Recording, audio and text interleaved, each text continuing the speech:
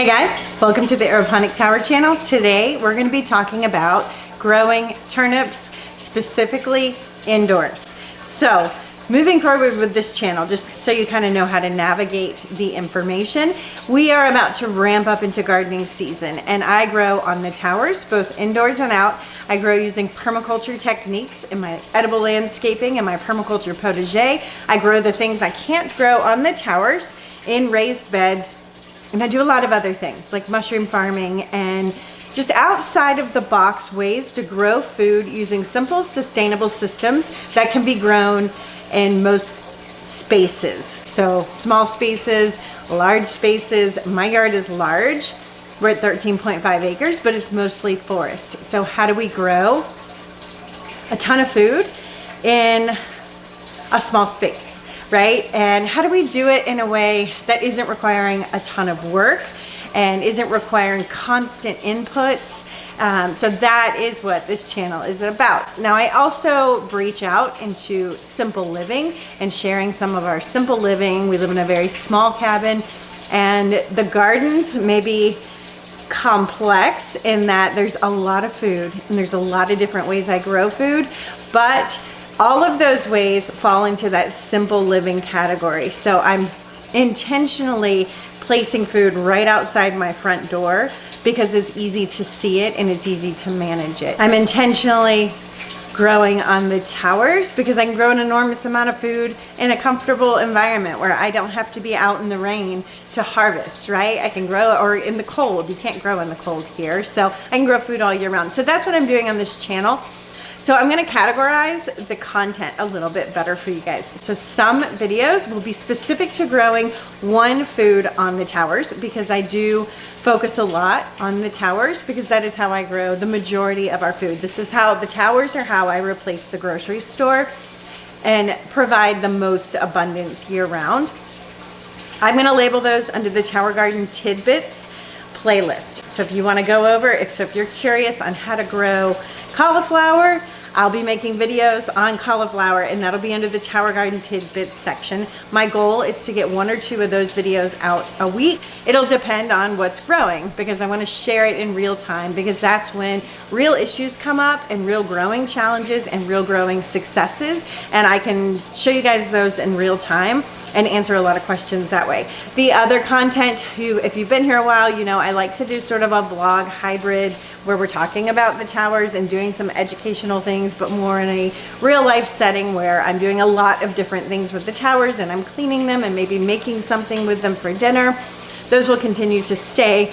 I'll be doing segments on different ways to grow outside. Those will probably be more vloggy style as well, and just general information, and just a lot more information in each individual instead of hyper focusing on single things for the garden out there. And then my plan is to, on Sundays, drop a vlog style, which is more about the lifestyle, the simple living lifestyle of homesteaders who are homesteading in less traditional ways, growing a ton of food, and just choosing to live an intentional, small, simple lifestyle. Because I know a lot of you guys have come over to the channel because of our simple living mindset. So, you know, what does that mean as far as how we buy clothes and how we prep food, how we live in our home, how we decorate?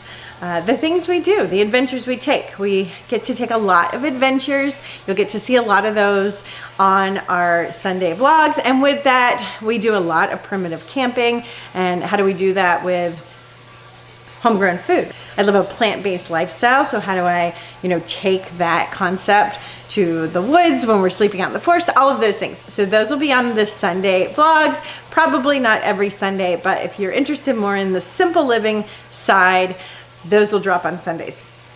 So just wanted to give you guys a little heads up on what's happening with the channel. And now let's dive into this video. Okay, in today's video, we're gonna be talking about growing turnips, specifically indoors. I have another video under my Tower Garden Tidbits playlist, and it is growing root vegetables outside. Concept's the same. How we grow them indoors and how we grow them out is the same, but there are some differences in how fast they grow, and what your food looks like. So I'm doing a lot of the same things, but things look different when we're growing indoors versus out. So this is specific to indoor turnip gardening, and I wanted to do this live in real time because there's a lot of things going on. I've got several different groupings of turnips growing, and there's different things happening with each one, and I think that's so great to help answer your questions, for one, because you may come across the situation where something doesn't work out perfectly. I have one that isn't working out perfectly, and I'm going to show you what that looks like and maybe the why behind it, and then how to live with turnips. Like, how do you grow them, when do you harvest them, how to plant them, all the things. So let's dive in to growing turnips indoors year-round on an aeroponic tower garden. Right here, I have a grouping. These are Nagasaki turnips. It's a purple turnip, but it's not a purple top turnip. There is a difference. I actually don't like purple top turnips. They're not my favorite flavor. They tend to be super spicy. This is a Nagasaki, so it's a little bit different variety. And I will put links to all these varieties as well as the names in the description below. So here we have some broken leaves, because when you mess with your turnips, the leaves are pretty fragile and they do break. So be careful with that. Now, it's okay to thin your leaves as needed to allow a little bit more space for them to grow. So I'm going to take these and I'm going to juice them, because turnip greens are super nutritious, so don't waste your greens. When I grow turnips, I like to do 3 turnips per rockwool. So what that means is sometimes I'm putting 3 to 5 seeds per rockwool, and when they have 5, I typically leave them if all of them sprout. And the reason is they're going to grow at a different pace. So you're always, even if you plant 1 turnip per rockwool and did 1 in individual grow ports on your tower, if you're growing them outside and you want large turnips, do 1 per rockwool. They do get much larger. They're not going to get that huge size when we're growing them indoors, just like beets. They're going to max out at, a few inches, maybe 3 inches round.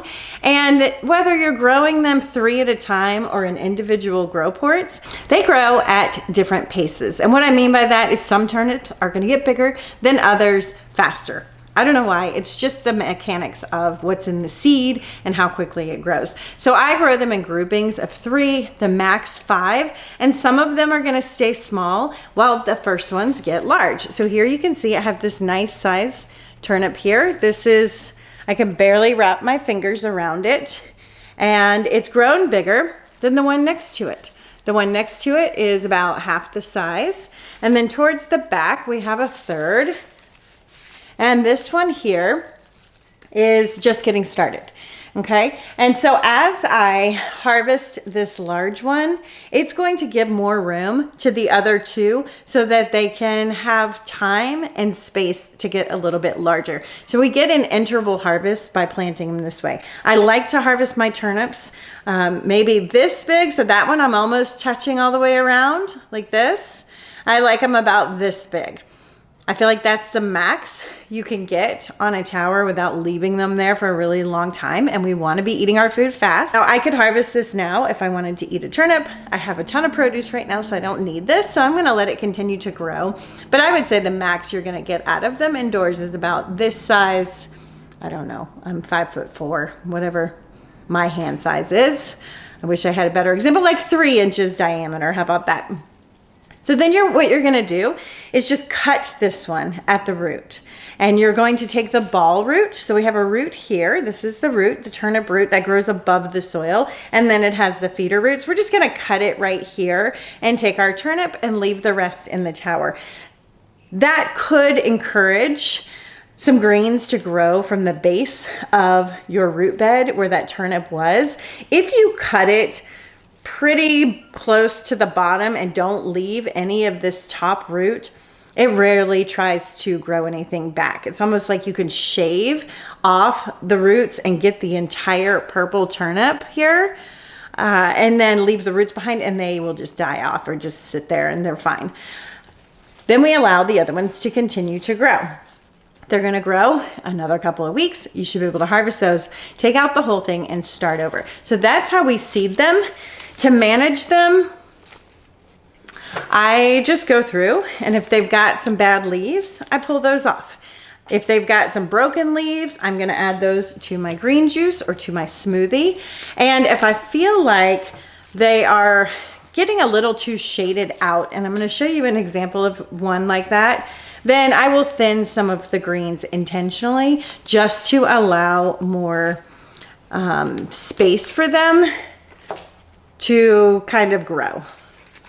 So this one has so many broken leaves because I was messing with this tower, and it's totally fine.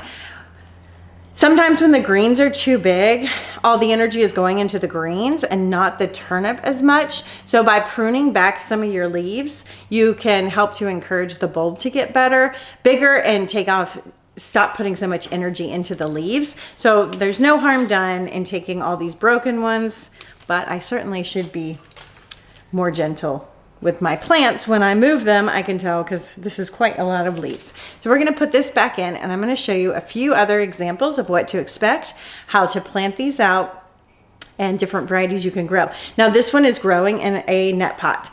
I like to, when I'm growing them outdoors specifically, grow them in the clips. And the reason why is in the clips, as they grow big, the gardens tend to get away from me a little bit outside because the food grows so fast. And the clips allow them, as they're growing, to just kind of fall out of the grow port so they don't get constricted. Sometimes with the net pots, if the seed starts too low, it can start to grow in the net pot. This root base can start to grow in the net pot and get constricted. Now I've noticed indoors with clips that can happen as well. They aren't falling out as much as they do outside. So I'm going to show you guys some with clips.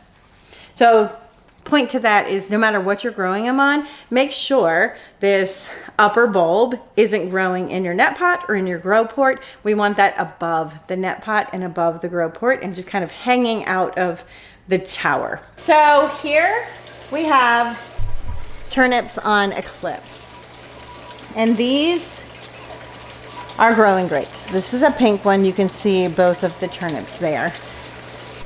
I noticed those are growing a little bit more in the grow port than I've ever had to deal with when I do this outside. So I'm leaning towards, like, indoors, the net pots seem to be a better option, and outside the clips seem to be a better option. And overall, I think the thing is to just make sure as they're growing, we're pulling them up out of that grow port.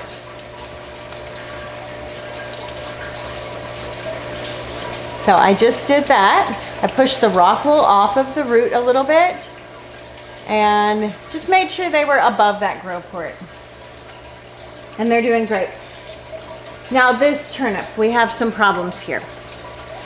So these have gone to flower.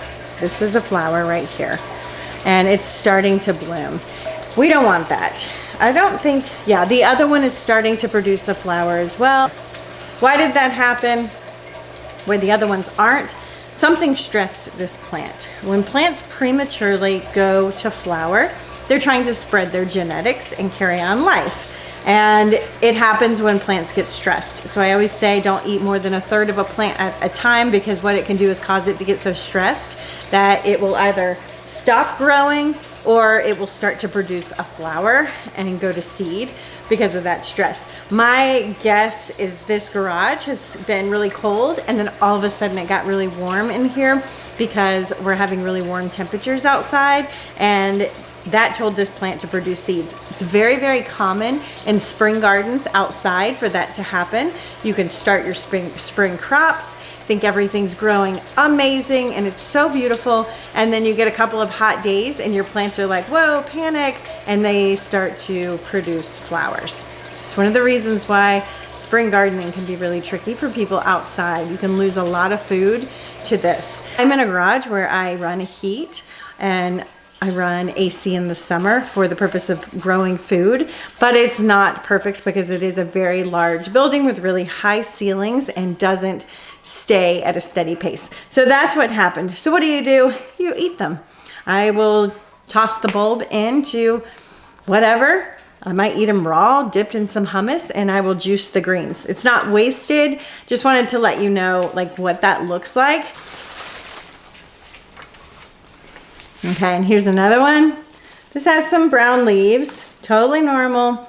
I get that question like, why are my leaves brown? I'll see that on forums sometimes. It's because they're plants, and sometimes plants get brown leaves. Just like we age and not everything stays young and perfect. Same with our plants.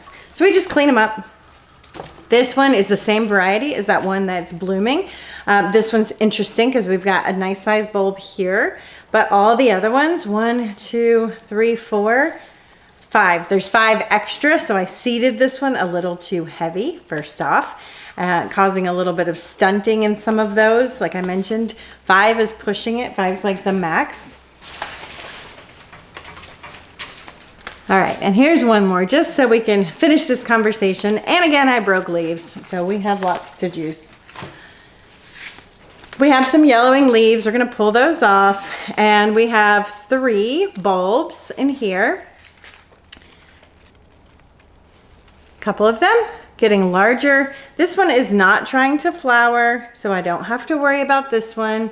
It seems to be that light pink variety is a little bit more sensitive. So that is something I'm gonna write in my Tower Garden journal.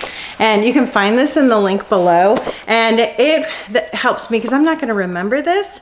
So as you're growing, make sure to journal these things, because now I know, like this is the Nagasaki, it is a little bit more heat tolerant. And it may say that in the package and I just didn't read it, but the other pink one, the light pink one, isn't.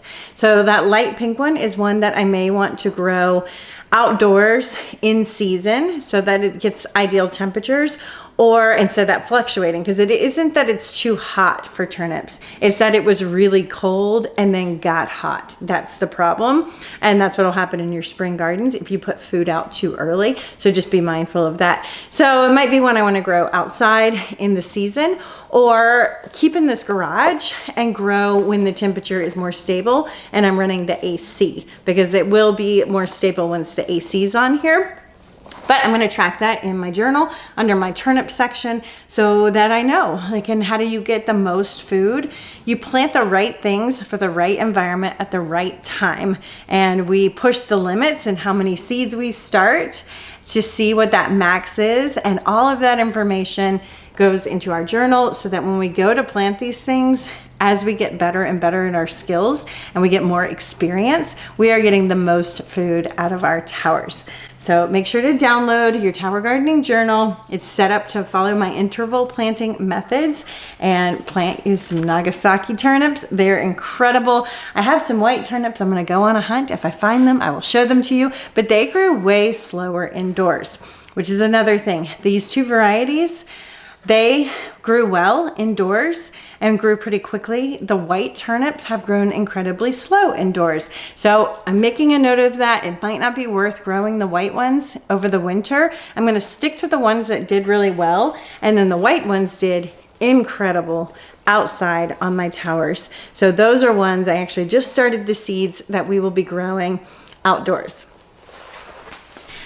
And my final thoughts on this, I just went around my tower and looked at all of my turnips, and I interval plant. So I have turnips that are younger, and those are not showing any signs of bolting. So also note, it has to do with the age of your plants too. It can cause things as far as the temperature goes. So if you notice that, don't panic, just start over, use what you can out of the plant. Here are my white turnips, and look at how tiny these greens have stayed.